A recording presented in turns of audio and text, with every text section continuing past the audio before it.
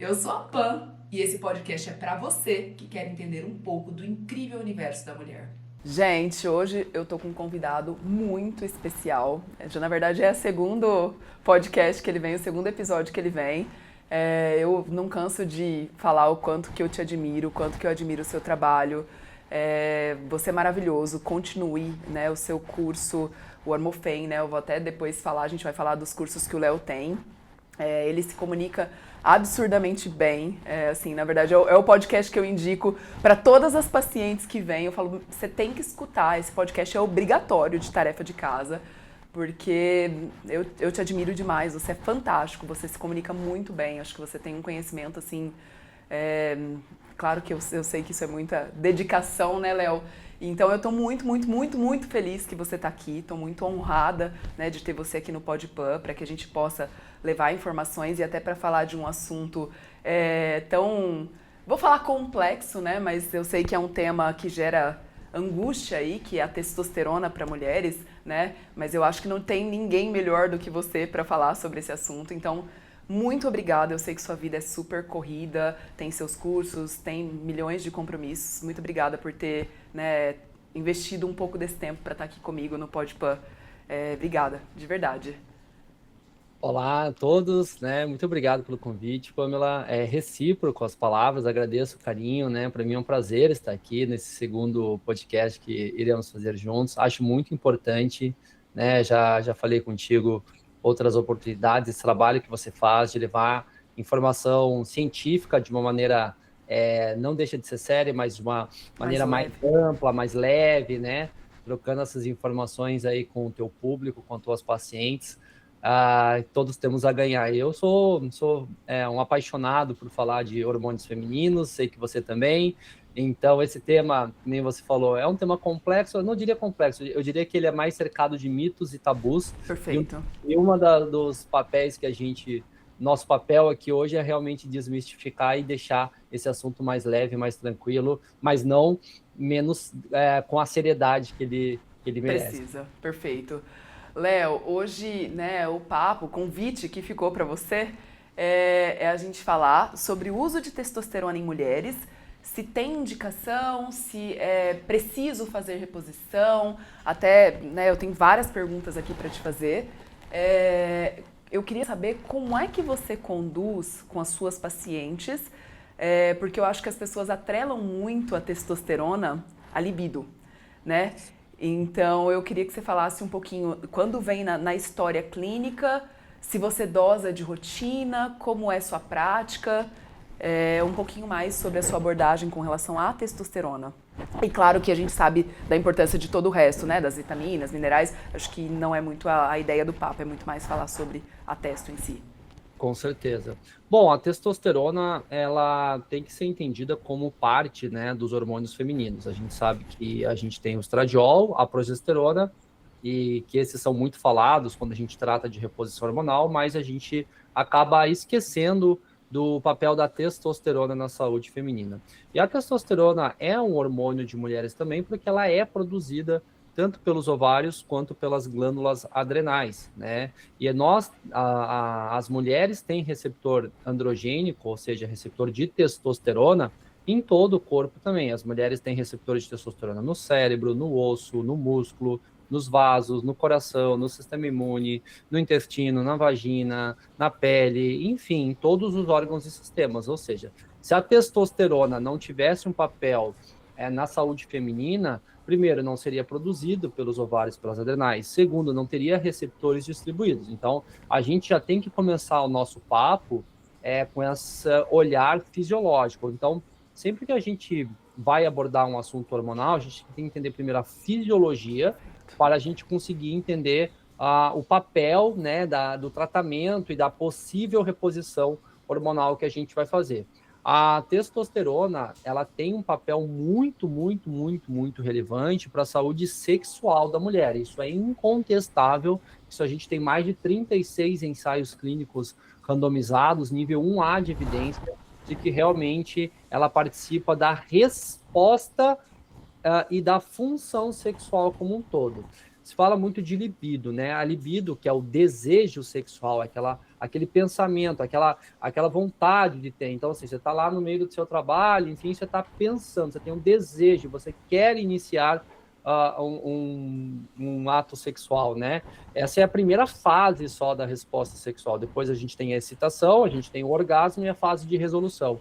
E a testosterona, ela não só melhora a libido e o desejo, a mulher pensa mais em sexo, mas ela melhora de uma maneira global toda a resposta sexual das mulheres. Então, ela melhora o desejo, ela melhora a excitação, ela melhora o orgasmo, ela está relacionada a níveis de eventos sexuais satisfatórios, maior nível, menor sofrimento, maior receptividade. Então, ela tem um papel na resposta sexual global. Então, a gente já tem que entender que, de primeira, assim, que uma das principais queixas que as mulheres têm hoje é relacionado, né, à função sexual, à libido, e que a testosterona tem um papel muito relevante e importante nesse quesito, e a principal indicação hoje para a reposição de testosterona em mulheres é, sim, a função sexual, mas a gente tem aí na literatura médica muitos outros dados a respeito de outros domínios que a gente pode comentar.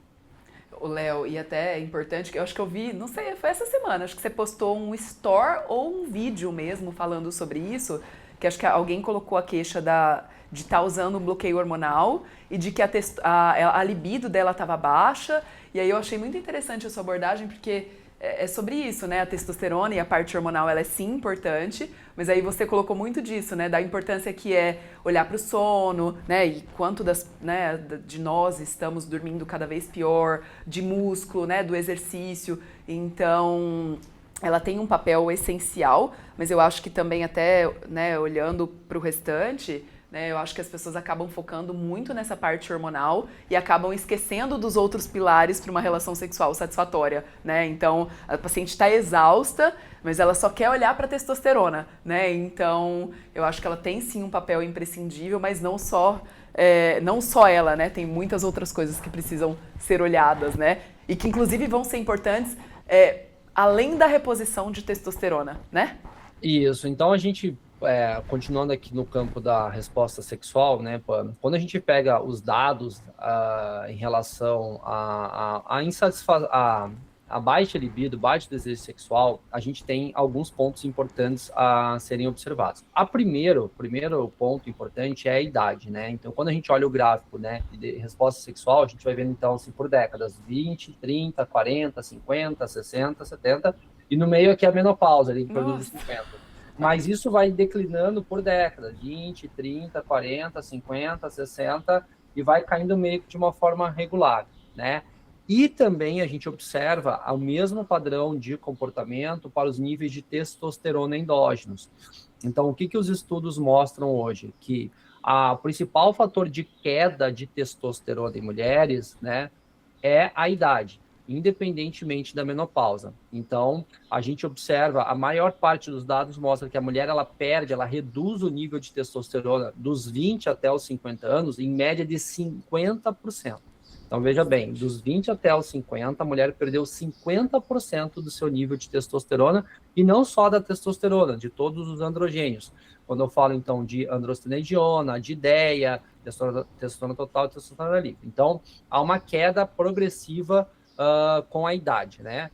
Quando a gente vai olhar para outros fatores relacionados, então, também, à queda da testosterona e da libido, a gente tem, em questão da libido, um dos principais é estresse, tá? Então, assim, saúde mental, tá tranquilo, mulher... né? Estresse é o primeiro. E o número 2 seria insatisfação com o relacionamento.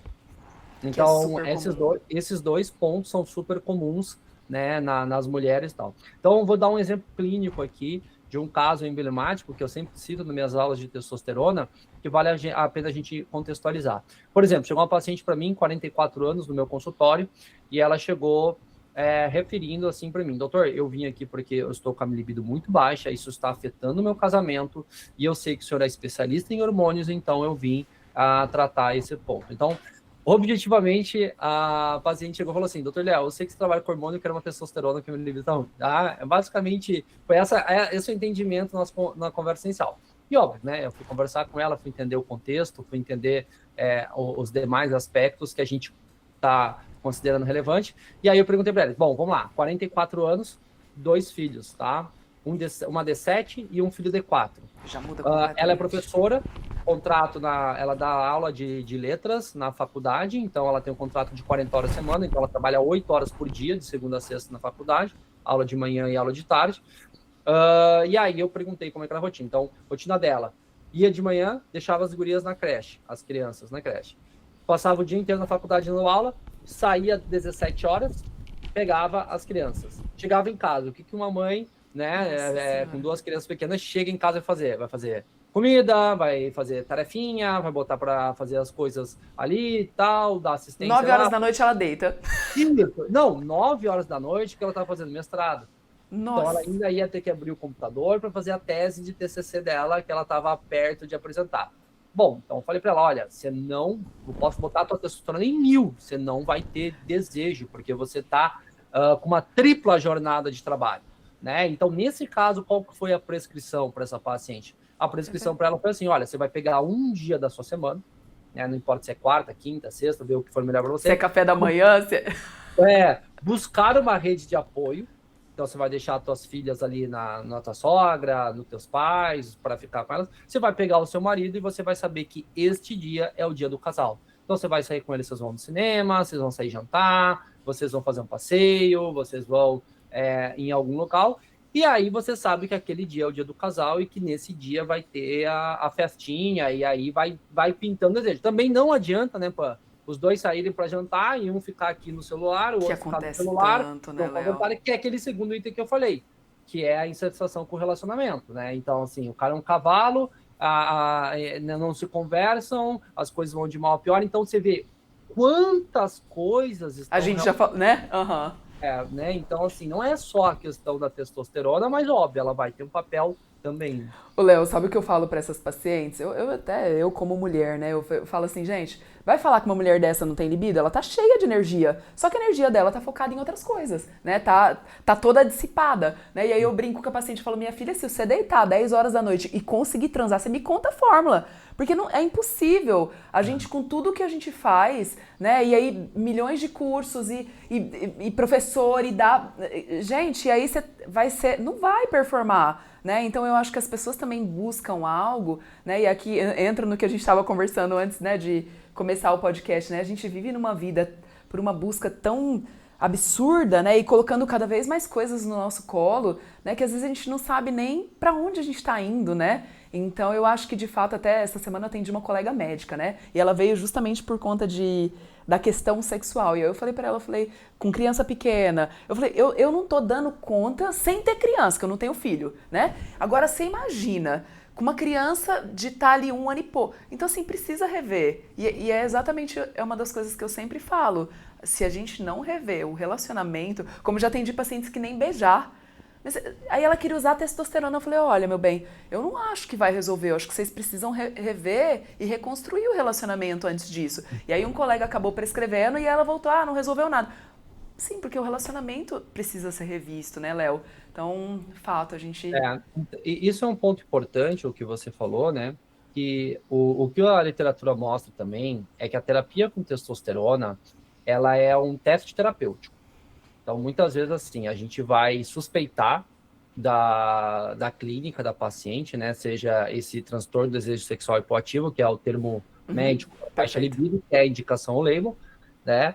E também outros sinais e sintomas que a gente pode ter de baixa testosterona, como uma fadiga persistente sem outra causa, uma dificuldade de concentração, o humor mais deprimido, uma dificuldade, né, de ganho de massa muscular, entre outras questões que são também sintomas, se você for pensar, né, Pan?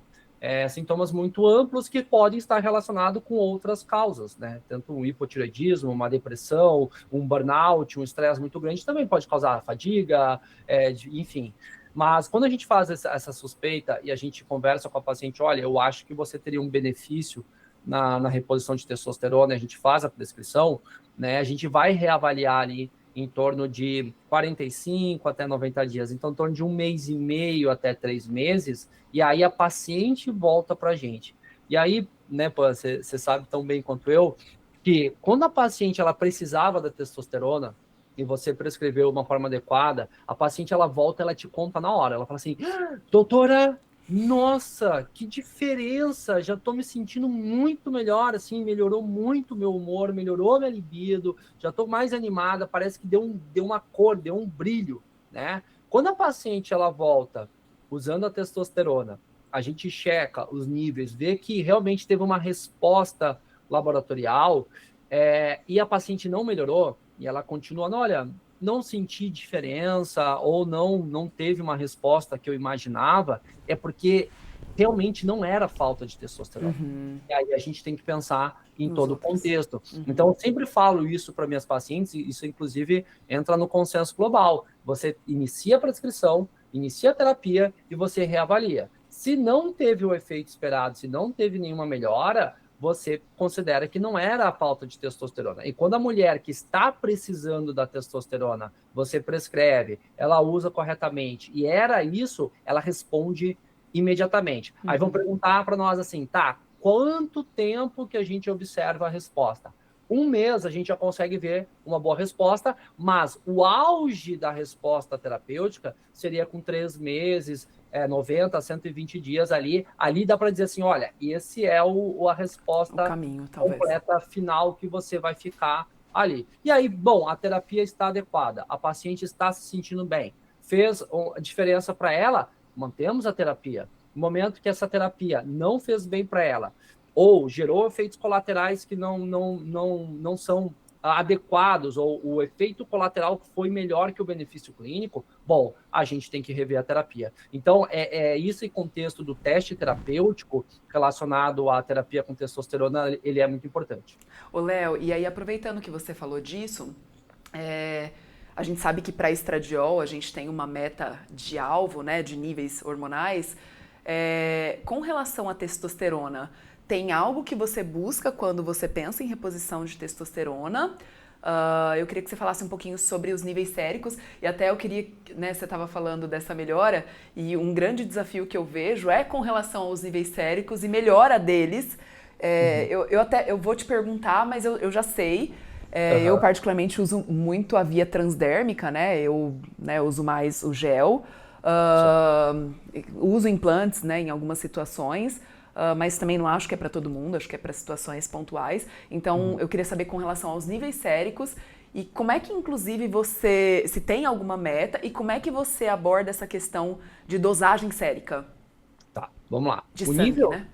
Isso. O nível sérico, ele não deve ser utilizado como diagnóstico de baixa testosterona e também nem como indicação para prescrição. Isso é unânime na literatura e todos nós concordamos, né?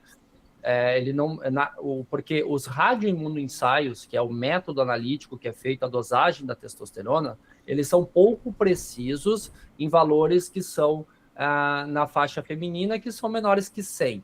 Tá? Então, esse é um ponto importante. E eu vou explicar o porquê que eles também são inespecíficos. Quando eu fui olhar a literatura médica e aí eu fui ver o que são os níveis fisiológicos, porque como que se determina o que é o nível fisiológico de testosterona para uma mulher? É pego a mulheres da população saudáveis, né, sem nenhuma patologia, de faixas etárias diferentes, né? Então, dos 20, 30, 40, 50 anos, e é feita a dosagem dessas pacientes, é feita uma curva de Gauss, para a gente ver o que é o normal.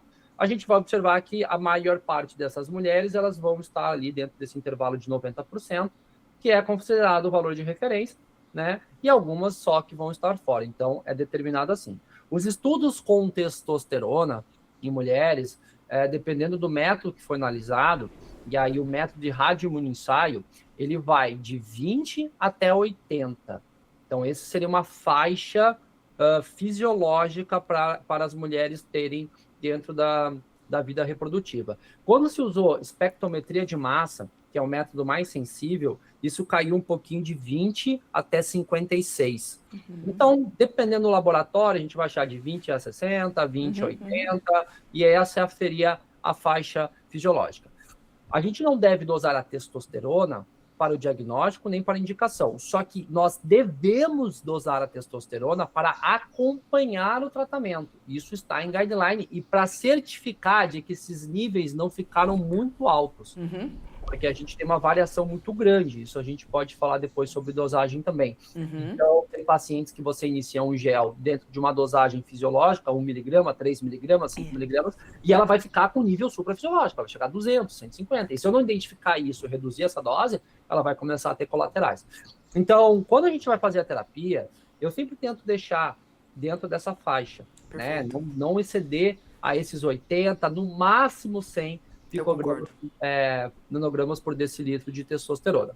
E aí, você vai ver que a maior parte das mulheres, elas estão no quartil inferior, então elas estão lá com 10, 15, 20, nesse nível aqui. Então, sempre falo para minha paciente, quando nós iremos fazer a terapia com testosterona, o alvo é tirar desses 15, 20, 30 aqui e jogar em 50, 60, 70, dentro do normal, no nível mais alto. Porque se eu tirar a tua testosterona que está em 20 e deixar ela em 40, eu já dobrei ela. Maravilhoso. E 40 já é um nível muito fidóide. Se eu tiver de 20 e deixar em 60, eu já tripliquei ela. Você vai ter uma resposta clínica se você... Se for a questão, né? Se for a questão. Agora, também existem os casos, Pamela, de que a paciente não absorve bem essa técnica. Então, você lá, tira de 10, de 15, e ela vai para 30. Então, daria para aumentar. Então, eu iniciei com 3 miligramas. A paciente saiu lá de 15 e foi para 30, 40. Melhorei, mas não tanto, assim, então vamos sair de 3, vamos para 4, para 5 miligramas, que eu consigo jogar. Qual que é a questão laboratorial que o pessoal fala que não é sensível, né, nessa faixa? A questão toda é que o radioimunoensaio, ele pega a testosterona e ele lê também os seus metabólitos. Então, ele pode contar nesse cálculo androstenediona, ele pode pegar outros metabólitos, inclusive de metabólitos da testosterona. E a tendência é sempre, no radioimunoensaio, superestimar o valor. Então, você está dosando uma testosterona com radioimunoensaio de 30, na verdade, o que é de testosterona mesmo deve ser menos, porque está pegando a testosterona e mais alguns metabólitos. Então, isso o pessoal acha também, que eu vejo até muita gente boa sobre a ideia, fala assim, não, a testosterona pelo radioimunoensaio, ela é imprecisa porque ela pode estar lá em cima, ela pode estar aqui embaixo. Não. Os estudos são bem claros em mostrar, quando eles dosaram testosterona na mesma mulher, com espectrometria de massa, o que a espectrometria de massa faz? Ela separa o que é verdadeiramente texto dos metabólitos. Então, ela não erra, ela é bem precisa, ela pega só texto. O radioimunoensaio, ele pega só texto e os metabólitos. Então, nos estudos que compararam a dosagem com radioimunoensaio e com espectrometria de massa, os valores do radioimunoensaio eram superestimados. Na verdade, tinha mais do que realmente tinha. Então, na verdade, quando eu doso e eu quero deixar dentro da faixa fisiológica, o radioimunoensaio ele serve, porque, na verdade, eu estou superestimando. Então, na verdade, Pan, que nem eu falo, a resposta ela é clínica. Os exames, eles nos ajudam a, primeiro, garantir que está tendo uma resposta, que saiu daquele 15 e pelo menos mudou alguma coisa, porque se ela, né, tem mulher que realmente não responde, ela fala, eu usei teste, para mim não serve. Não, é que não absorveu. E também garantir que esse nível não vai ficar muito alto, porque eu uso praticamente 100% gel, né, das minhas pacientes. Óbvio que a gente prescreve implante também quando em contexto indicado, necessário, mas eu vejo que com gel há uma variação muito grande. É muito desafiador, né? É muito desafiador. Então, a paciente, se inicia lá uma dose, eu falo para as minhas pacientes, a gente vai iniciar e vai dosar. Aí ela vem lá com 3, sei lá, dei 3 miligramas, ela chegou lá com 170 de testosterona. Eu falo, olha, ficou demais, você super absorve, você absorve super bem. Então, se eu te der 1 miligrama, a gente vai conseguir deixar na faixa fisiológica, você vai continuar bem e não vai ter esse excesso que pode só te causar efeitos colaterais. E dentro dessa faixa de segurança, o que os estudos mostram? Isso também é nível 1A de evidência, tá? Meta-análise e ensaios clínicos randomizados. Quando eu deixo até 80, vamos considerar 80 a faixa de segurança, né? Não existe nenhum efeito colateral grave. A terapia com testosterona é uma terapia hormonal extremamente segura e validada por uma ampla literatura aqui em níveis fisiológicos. Os 2 únicos aumentos que a gente tem é o esperado, que são efeitos androgênicos leves, como acne e aumento de pelos, né? Então, doutor, aumentou minha oleosidade, aumentou minha espinha e pelo. Está dentro da parte fisiológica, isso pode acontecer? Pode. Qualquer outro efeito colateral grave, alterar perfil lipídico pela via transdérmica, não. Infarto, AVC, câncer de mama, câncer de endométrio, alteração de pressão arterial, qualquer outro, não existe. Isso não é que não tem estudos. Tem muitos estudos e mostram que a terapia com testosterona dentro da parte fisiológica, ela é extremamente segura. Então, eu sempre falo, olha, a gente vai iniciar, vai dosar, vai acompanhar primeiro, vai ver a tua resposta clínica, vai ver o teu perfil colateral, se estiver te fazendo bem, tolerou bem, tá legal a terapia para você, ótimo, continuamos. Se ficou demais, ajusto para menos. Se ficou de menos, ajusto para mais. E a gente avalia a resposta clínica aos efeitos colaterais. Então, quando a gente sabe fazer uma boa terapia, vai ser tranquilo, vai ser seguro. Agora, o problema, né, Pan, é que a gente vê muita coisa errada. Muita iatrogenia. E era isso que eu ia falar, Léo. Eu não sei se você, com certeza você viu, a gente até já falou disso. Agora tem dentistas, né, fazendo reposição hormonal. E assim, eu acho um absurdo, porque, gente, eu começo com 1 a 2, quando tá muito baixo, paciente muito sintoma, 2 miligramas de testosterona. Cara, vem paciente usando 100 miligramas de testosterona.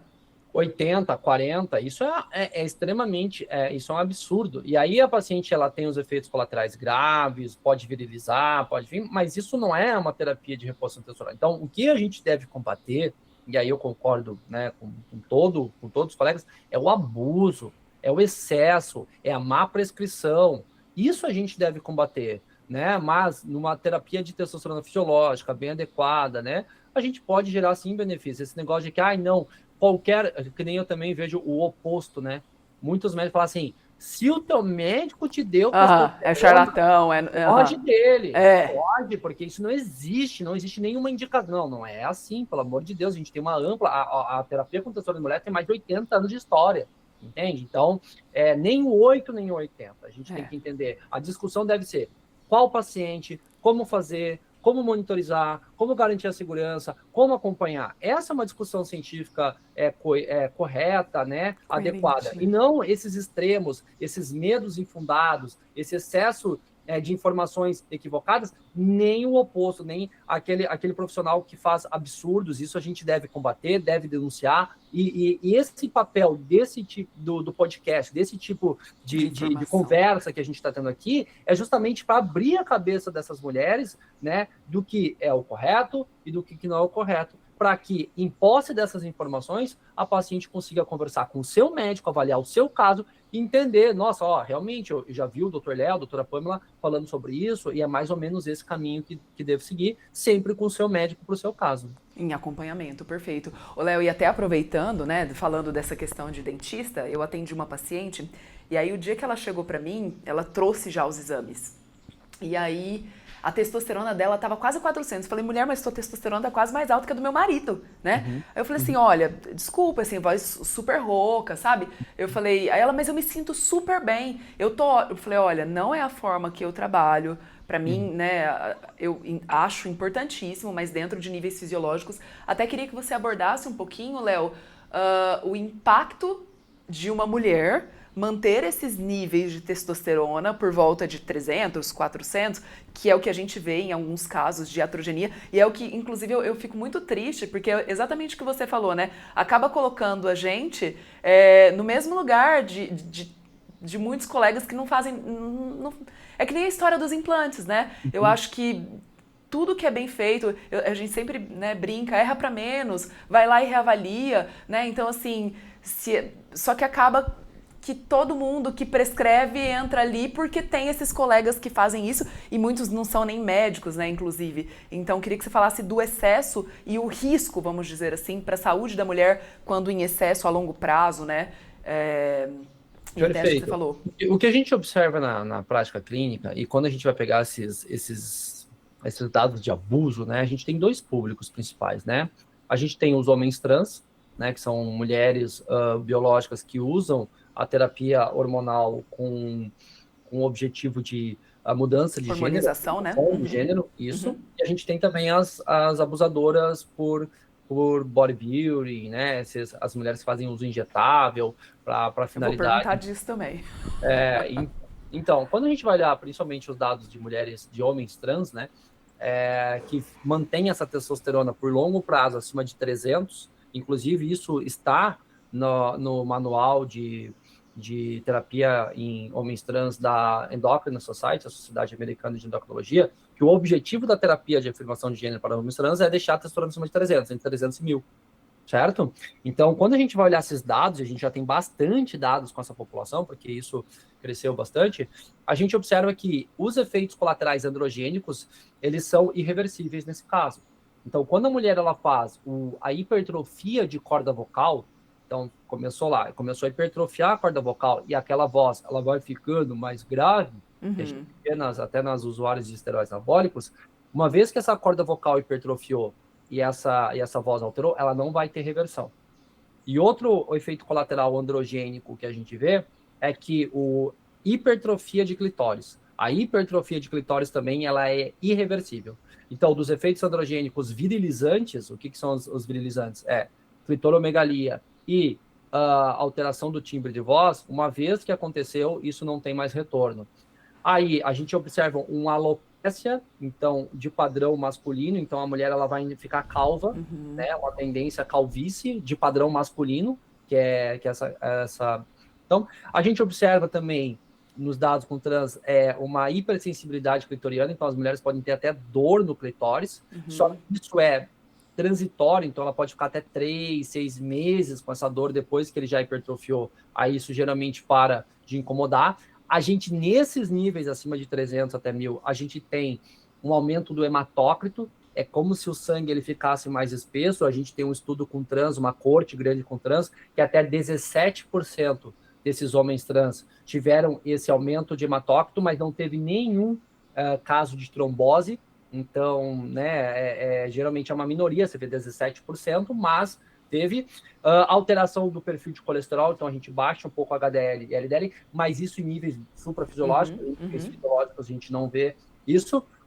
Mas o que a gente mais chama atenção é que mesmo nesses níveis, né, extremamente altos por décadas, não aumentou nenhum caso de infarto, nem caso de AVC, nem caso de trombose, nem caso de câncer de mama, câncer de endométrio. Então, apesar de a gente ter esses efeitos, e aí, inclusive, os autores desses estudos falam assim, concluem o seguinte, de que se mesmo em níveis muito altos, por tantas décadas, a gente não vê efeitos colaterais graves, né, em níveis fisiológicos, isso seria extremamente seguro, você entende? E também, o que a gente tem que abordar aqui é que mesmo que uma mulher, ela inicie uma terapia com testosterona em gel, e ela volta lá nos 30, 60 dias para avaliar, e tá lá em 130, 140, 150, ficou muito até a gente ajustar, a mulher ela não vai ter esses defeitos em curto prazo, desde que seja ajustada a dose, né?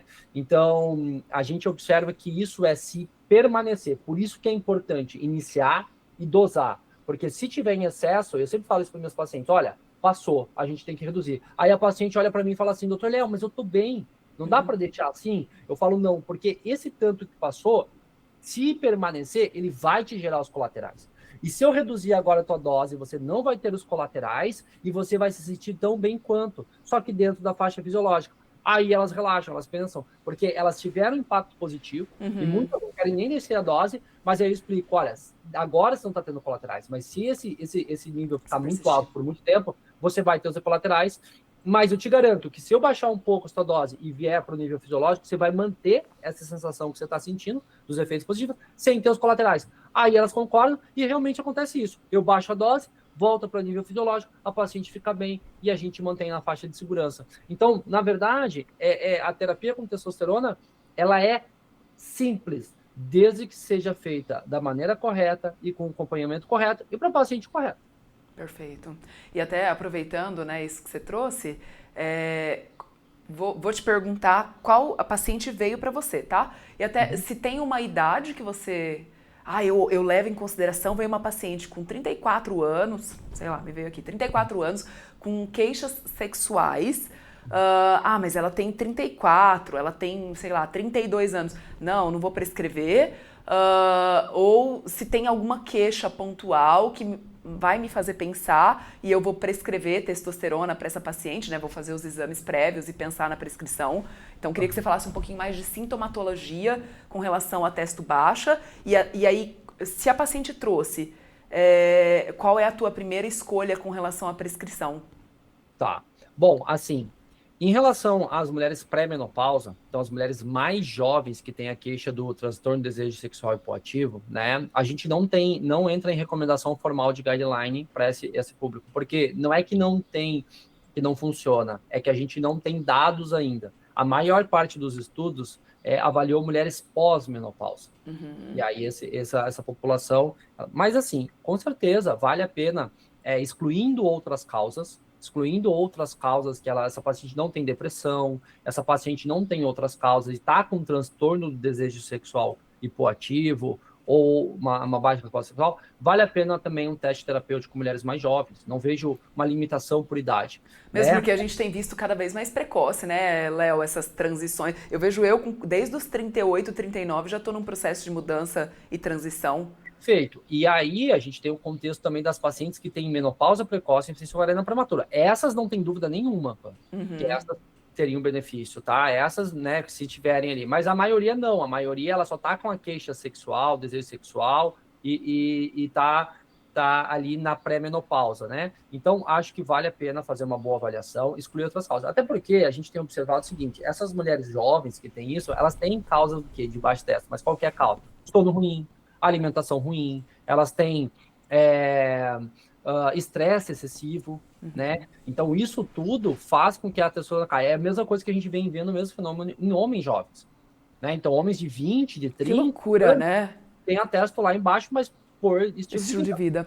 Óbvio que até a gente fala isso da questão do MOSH, né? A insuficiência androgênica masculina associada à obesidade e a estilo de vida. Óbvio e aí os estudos têm cada vez mais mostrado nos homens que se você fazer a terapia de reposição de testosterona junto com as mudanças que essa pessoa precisa, você poderia ter um benefício. Óbvio que a gente não tem esses dados em mulheres, mas que nem te falei, eu não vejo uma limitação por idade, desde que eu tenho a indicação correta, eu faço as mudanças necessárias, eu tenho a indicação e eu faço um teste terapêutico numa dosagem fisiológica. O paciente respondeu, ótimo, vamos trabalhar todo o resto, vamos fazer tudo. O paciente não respondeu, olha, não era falta de teste.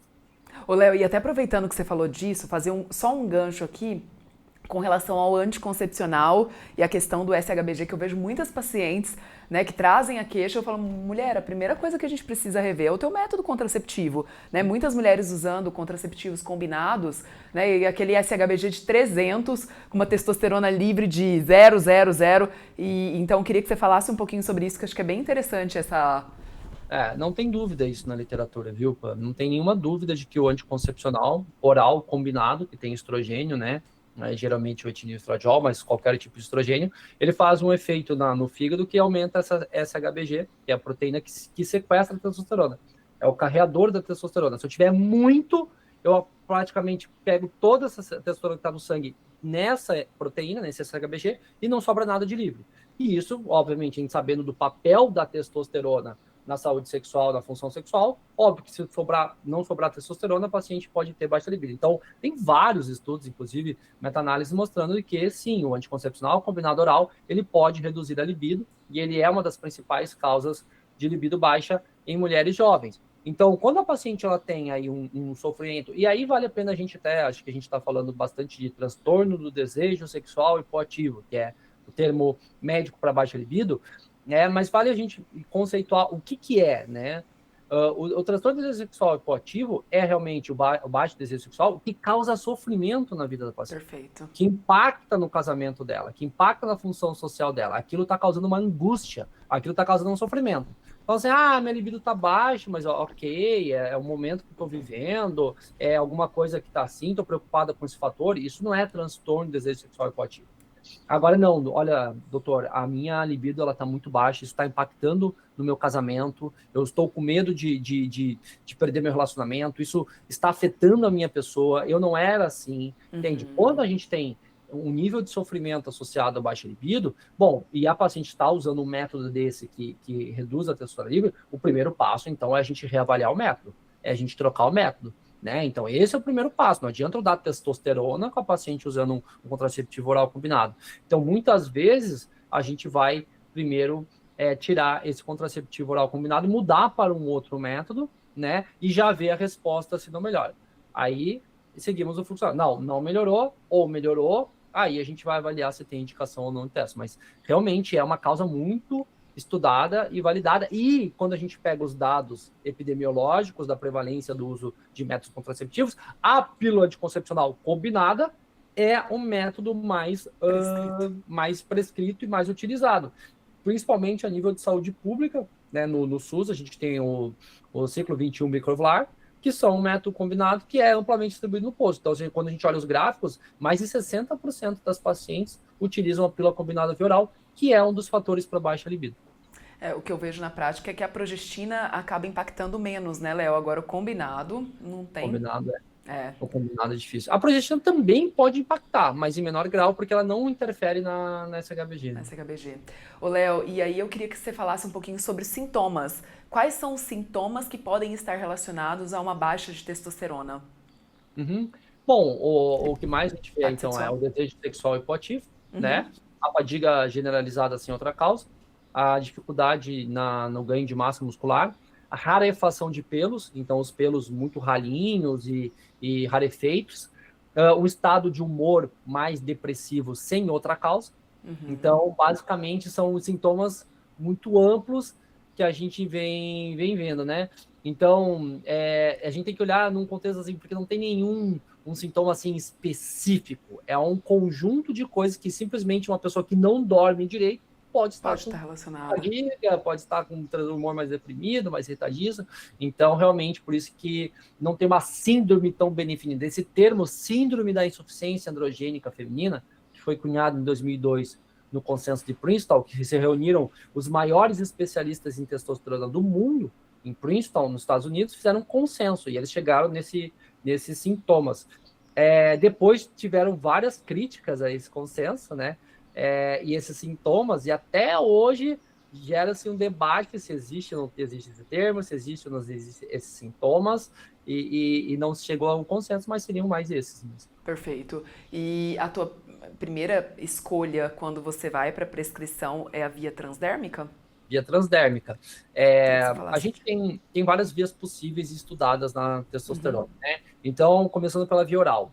Existe a forma de repor testosterona via oral? Existe, inclusive, com estudos. A forma mais comum de fazer a via oral é a metiltestosterona. É um éster de testosterona, metilado, uma testosterona metilada, metiltestosterona, de 1,25 miligramas. Tal. Qual que é o problema da via oral? É o mesmo problema da via do estrogênio.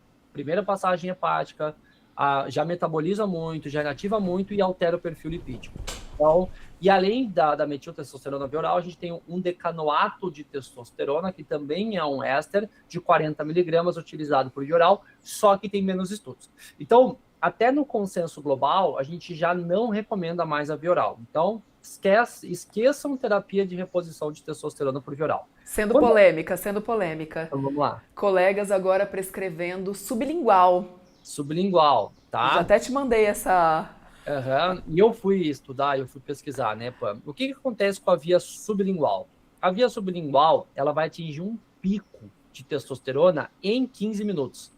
Então, depois, quando você bota a pastilha sublingual, ela vai fazer um pico, e esse pico, mesmo que você utilize o estudo foi feito com 0,5, com 0,75 e com 1 miligrama de testosterona, certo? Quando via sublingual, a 1 miligrama chegou a 700 de testosterona no pico de 15 minutos. E o que foi visto? Que mesmo chegando a 700 em 15 minutos, em 2 horas e meia, tinha voltado a nível de base. Então aí eu te pergunto, vale a pena você utilizar uma via que gera um pico muito suprafisiológico e que em 2 horas e meia está fora do seu corpo, sendo que a gente tem a via transdérmica, que a farmacocinética é muito mais estável, com menos pico e mais duradoura? Na minha concepção, não vale. Então, não vejo nenhuma necessidade, e até porque a literatura ela não nos respalda para essa via, são poucos estudos que a gente tem, e é uma farmacocinética de pico e de rápido metabolismo, eu acho que não vale a pena.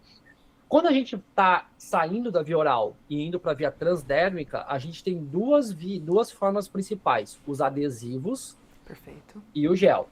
Os adesivos têm muito estudo, mas eles são feitos, são nos Estados Unidos e de produtos prontos, né? No Brasil tem algumas farmácias, já vi, falam que fazem adesivo. Eu, sinceramente, não tenho nenhuma experiência e fico com um pouco de pé atrás de fazer adesivo, que não é uma coisa tão simples de fazer um adesivo de matriz, né? Então, a forma mais estudada e que a gente tem mais amplamente disponível é a testosterona em gel. Problema, a testosterona em gel para mulheres, existem 4 países no mundo que a gente tem aprovado um produto chamado Androfene, que é Austrália, Nova Zelândia, África do Sul e recentemente Reino Unido. O mundo inteiro, Estados Unidos, inclusive, Brasil, a gente não tem um produto de gel aprovado na farmácia. Então, você não consegue ir lá e comprar a tua testosterona na farmácia. O que a gente tem na farmácia é o androgel, que é para homem. 2 formas. Um sachê. Esse sachê, ele tem 50 miligramas, né, Pan? E aí, pelo amor de Deus, não vamos fazer aí as organizações Tabajara, que é o quê? Pegar, não, doutor, mas eu pego o sachê e tiro só um pouquinho. A gente não tem como, né? E se você pegar um pouquinho a mais, um pouquinho a menos, isso já vai dar muita diferença, porque tem 5 gramas de gel no sachê e 50 miligramas. Se tu pegar 1 grama do sachê, tá pegando 10. Se tu pegar, entendeu? Um pouquinho a mais, um pouquinho a menos, faz uma diferença total, você não vai ter estabilidade. E a segunda forma do androgel é em pump. Só que no pump de androgel, um pump equivale a 20 miligramas, que já é uma super dose também. Então, mesmo um pump ou sachê, não é legal. Então, a gente manipula. Tá? Isso está validado, está inclusive em consenso global. Quando a gente não tem um produto aprovado para esse fim, a gente precisa manipular. Então, a gente manipula o gel, é tranquilo de manipular, funciona, é fácil, é simples, e aí a gente vai iniciar com as doses de 1 até 5 miligramas. Nem te falei, geralmente 3, 5, se a paciente tem mais queixas androgênicas, começa com 2, com 1, se ela é mais jovem, né, e entrou numa menopausa cirúrgica, por exemplo, já inicia com 5, e aí eu doso. Agora, uma coisa que você sempre pergunta assim, fala assim, qual que é a dose máxima? Não existe. Essa era a próxima pergunta. Não existe dose máxima, por quê? Porque assim, eu tenho paciente que precisa de 8 miligramas para conseguir ficar com 50, 60 de testa. Eu tenho paciente que precisa de 10 miligramas para ficar com um nível bom de testa. Eu tenho paciente que pega 1 miligrama. Entende? Então, sim, tem paciente minha que usa 1 miligrama de testa, tá com 100 de testa no sangue. Ô, Léo, e para você falar assim, olha, ela não teve uma boa resposta na via transdérmica, até, assim, eu nunca prescrevi mais do que 10, tá?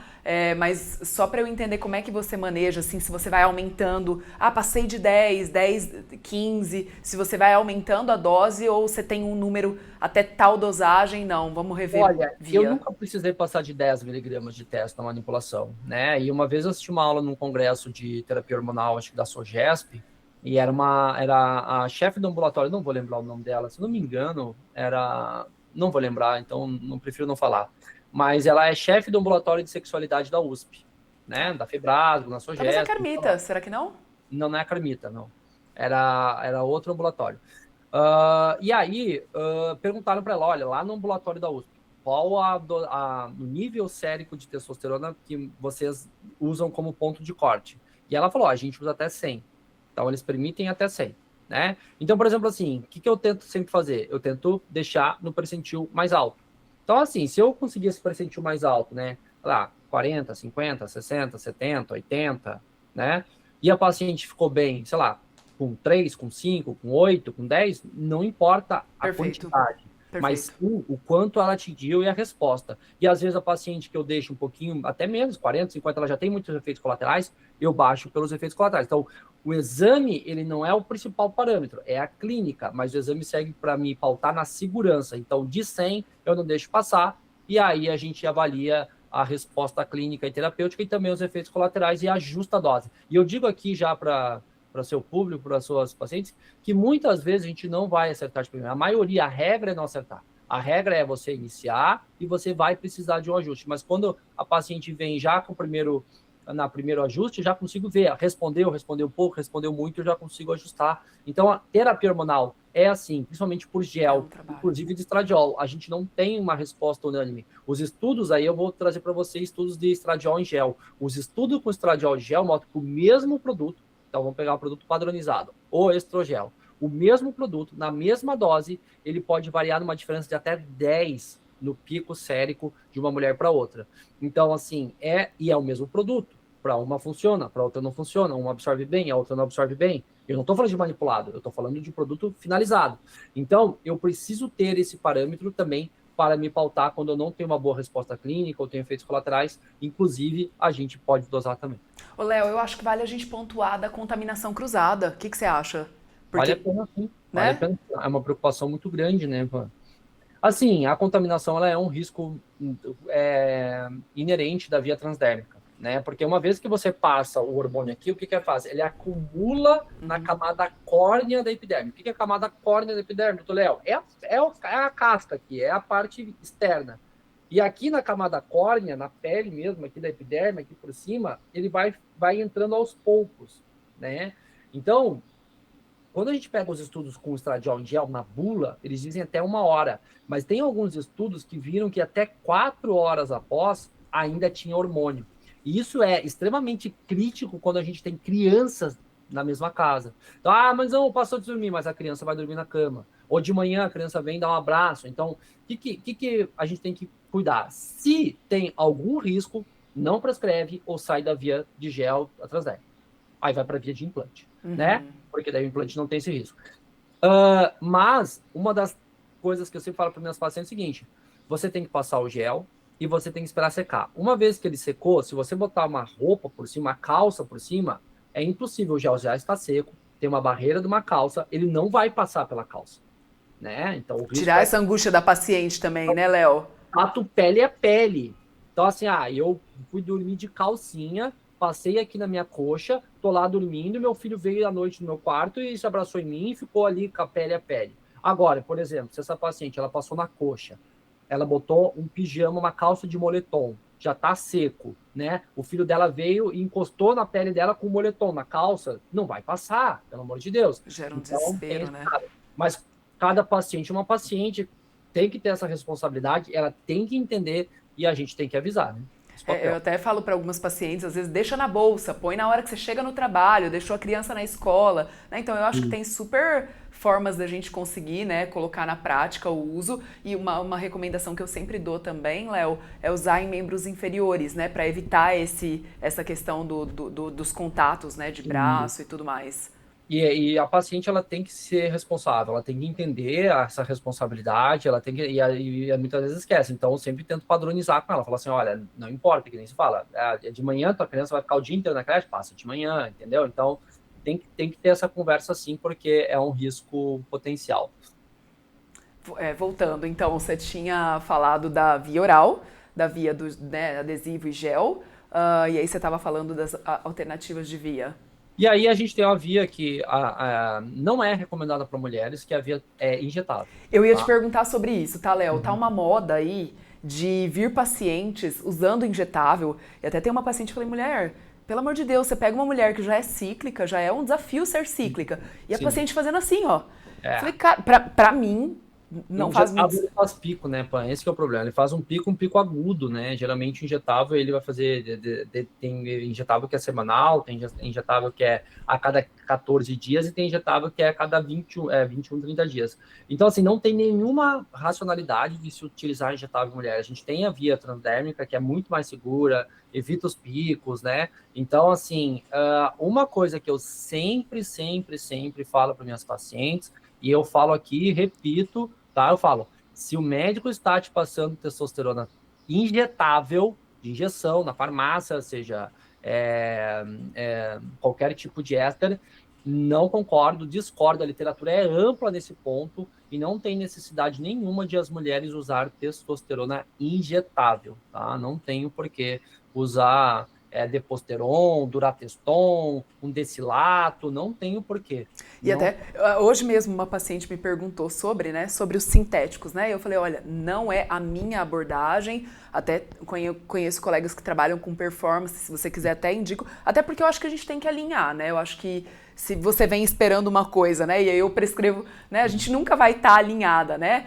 Então, eu até falei pra ela, eu falei, pra mim não faz muito sentido, Léo, usar algo que eu tenho que usar um período, eu tenho que ficar ali monitorizando, e aí eu não, né, eu vou fazer um ciclo. Mas, gente, se a gente entende que é uma reposição a longo prazo, que é uma melhora de qualidade de vida, de longevidade, pra mim a indicação é bioidêntico, né? É ir nessa pegada, né? Dentro do fisiológico.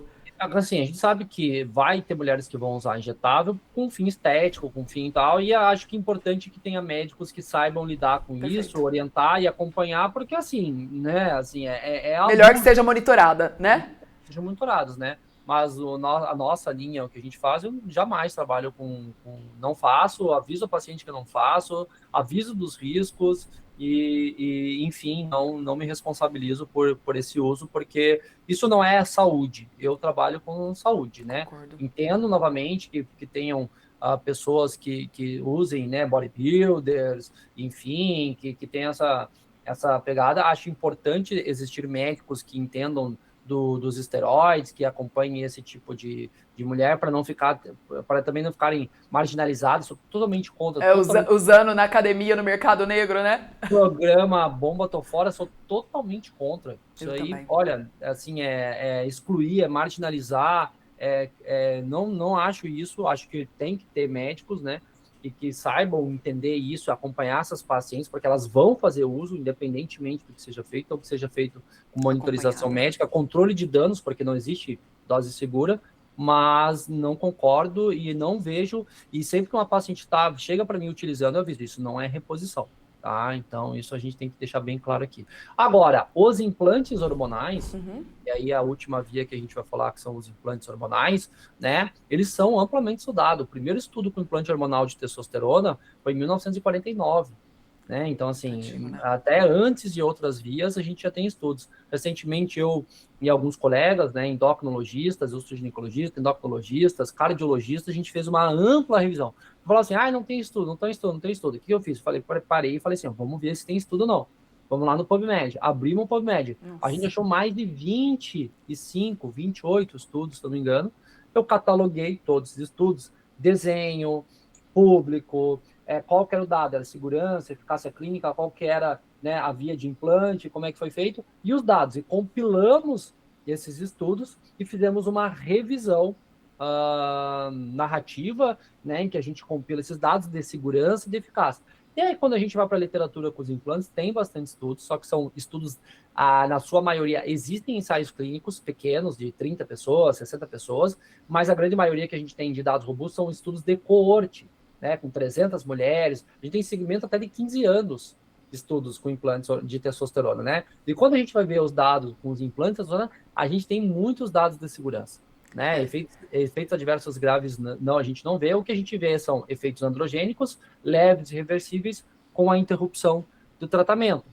E aí, justamente, para quem que é esse público? Para quando a gente vai pensar no implante? Primeiro, a paciente que não responde ao gel, ela não absorve o gel, ela não tem uma boa resposta ao gel. Segundo, esses casos que têm a preocupação, né, com a contaminação cruzada, seja com PET, seja com crianças, né? Ou a preferência da paciente, porque quando a gente vai ler os estudos, as recomendações e diretrizes, é bem claro que a paciente ela deve participar ativamente das suas decisões, né, e ser corresponsável, enfim, e ela pode entender que ela tem problema de adesão. Exato. Principal, né, Léo? Principal, adesão. Doutora, eu não consigo usar, eu esqueço todo dia. Não vai ter benefício, né? Exatamente. Então, assim, tem estudos, né? Essa questão que fala, não tem estudo com implante. Tem bastante estudo com implante, tem bastante segurança, a gente tem muitos dados compilados. Entendendo, inclusive, de farmacocinética, a gente tem dados. E vai ter dados brasileiros agora também, né? Está para ser publicado, inclusive, um estudo feito dentro da USP, no ambulatório de endocrinologia ginecológica com o professor Edmund Baracá e com o professor André Malavasi, dentro da USP. O estudo é chamado EFTIME, que é pellets de estradiol e testosterona para o tratamento das pacientes, e vai ser apresentado no Congresso Mundial de Endocrinologia Ginecológica em Roma, que vai ser, se não me engano, vai ser abril ou junho, e vai o professor Edmund Baracá e o professor André Malavasi mostrar os dados dentro da USP, com implante com pellets de estradiol e testosterona. Então está sendo publicado, tem bastante estudos, tem um médico chamado Rogério Lobo, se não me engano ele é italiano, né, que é inclusive contemporâneo do professor Edmund Baracá, uma das maiores referências mundiais de menopausa, publica na Lancet, publica na Climatéria, publica tudo, que tem vários dos estudos com testosterona em pellets são do Rogério Lobo, né? Então, assim, a gente tem bastante estudos, a gente tem as cortes da Rebecca Glaser, da Donovitz, a gente tem muitas coisas, e só aqui no Brasil que, infelizmente, por causa dos mau uso, por causa do abuso, agora a gente tem que entrar de novo nesse papo, né? De que, porque colegas estão fazendo besteira, mas a gente vê colegas fazendo besteira com gel, a gente vê colega fazendo besteira com injetável, e a gente não vê a discussão de proibição de gel, proibição de injetável, né? Agora ficou um estigma, não sei, o termo implantes, implantes, ela desperta paixões aqui, e a medicina não é feita de paixões. A medicina não é feita de narrativa. A medicina, ela é feita de ciência. A gente não pode banalizar uma via que tem estudos desde 1940, porque tem médico fazendo coisa errada, abuso, enfim. Então, é uma via que não é para todas as mulheres, é uma via que tem estudos e que pode ser aplicada nesses casos de problemas com adesão, de má absorção, de problemas de contaminação cruzada. É uma das opções que tem a estudar. E como você falou brilhantemente, né, Léo?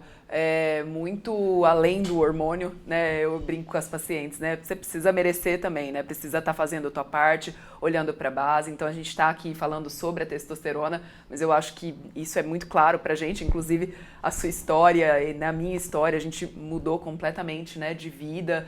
E a gente sabe que não tem, eu até falo para as pacientes, não tem hormônio milagroso, né? Tem tarefa de casa bem feita e com estratégias e com tudo que a gente precisa, né? A gente consegue obter bons resultados, mas sem mudança de estilo de vida não vai ter milagre nenhum que dê certo, né? Então...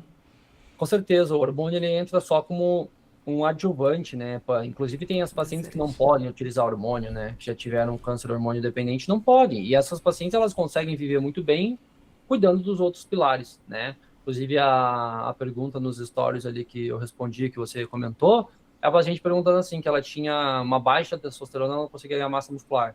E eu nem falei de testosterona. Exatamente. 3 pontos. Eu falei assim para ela. Primeira coisa, você não vai ganhar massa muscular, primeira coisa, se não tiver uma dieta com super hábito calórico. A primeira coisa, eu quero ganhar massa muscular. Você vai precisar calcular a sua dieta junto com o nutricionista e deixar mais calorias que você consome do que você gasta. Então, sei lá, você tem uma taxa metabólica basal de 2.000 calorias, você vai precisar comer 2.500. Esse é o primeiro ponto. Equilibrada, né, Léo? Equilibrada em macronutrientes. Proteínas, cargos, então tem que pesar a comida, tem que ter. Para mudança de composição corporal, tem que ter esse primeiro ponto. Ok, estou com a minha dieta ajustada para hipertrofia, para ganho de massa muscular, estou com superávit calórico, estou batendo meta de proteína, estou com... Segunda questão, você precisa ter um treino compatível com hipertrofia.